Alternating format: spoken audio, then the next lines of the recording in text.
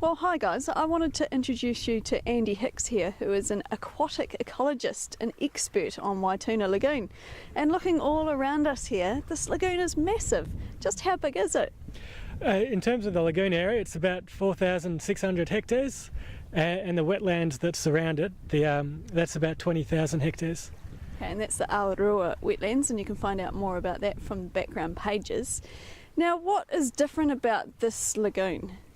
Well, yeah, so what makes this lagoon special, or what makes it different to a lot of other areas, is that it's not connected to the sea permanently. So there's a big rough sea out there that deposits a lot of sand and gravel against the bar, and as the water comes out of the catchment and tries to get to the sea, it actually gets blocked. So the sand and gravel makes a barrier, the water backs up behind that barrier, and that's what forms the lagoon. Okay, so when we talk about a lagoon or a coastal lake, how do we define that? What is actually happening?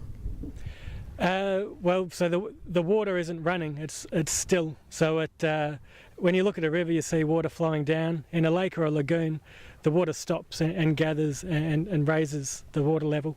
So it's a still body of water rather than a flowing body of water. Right, and of course with it being in an area like this where there's quite a bit of activity not far from Invercargill, 40 kilometres.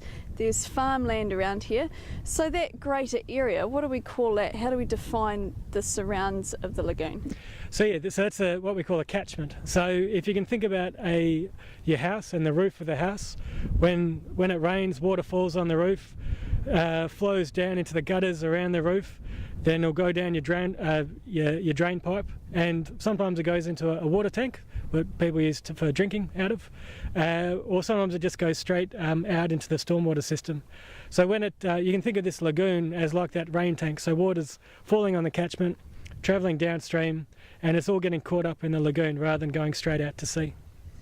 And through this trip you're going to find out why it's important to look after that catchment, to be able to look after the lagoon.